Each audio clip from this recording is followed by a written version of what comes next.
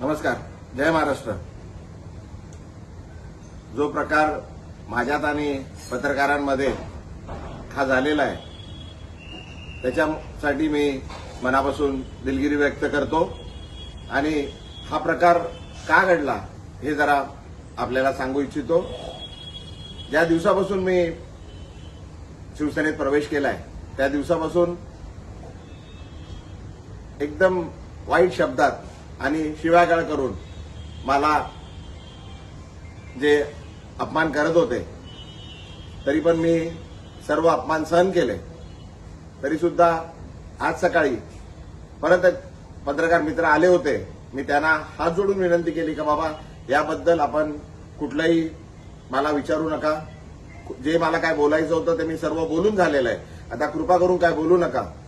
मी हात जोडून त्यांना विनंती केली. वारंवार मी सांगत आलेलो आहे का बाबा हे सर्व प्रकार हा माझा आहे. मला आपण जे शिव्या देतात आहे ठीक आहे, पण माझ्या परिवाराला, माझ्या मुलीला, माझ्या पत्नीला, माझ्या वडिलांना, माझ्या परिवाराला आपण जे वाईट बोलताय, शिव्या देतात आहे त्यापासून त्यांना जरा लांब ठेवा असं मी त्यांना वारंवार विनंती करत आलोय. तरी सुद्धा आज सकाळी पण पुन्हा एकदा माझ्या पत्नीबद्दल, माझ्या वडिलांबद्दल वाईट शब्द, वाईट गोष्टी सांगण्यात आल्या, खोट्या गोष्टी सांगण्यात आल्या आणि तरी ते पत्रकार त्याच गोष्टी परत विचारण्याकरता आल्या. माझ्याकडून त्यांना विनंती करण्यात आली पण त्यांनी न थांबता ते चालू राहिलं. त्याच्यात जरा वाद जरा जास्त झाला. माझ्याकडून चुकीने काहीतरी अपशब्द निघाले.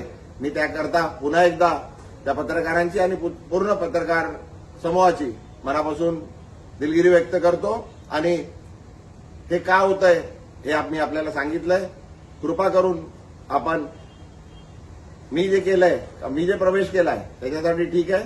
माझ्या परिवाराला, माझ्या मुलीला, माझ्या परिवाराला, माझ्या पत्नीला, माझ्या वडिलांना जे हयात नाहीये, माझ्या आईना आणि माझ्या पूर्ण परिवाराला याच्यापासून जरा लांब ठेवा अशी आपल्याला विनंती करतो. धन्यवाद. जय हिंद. जय महाराष्ट्र.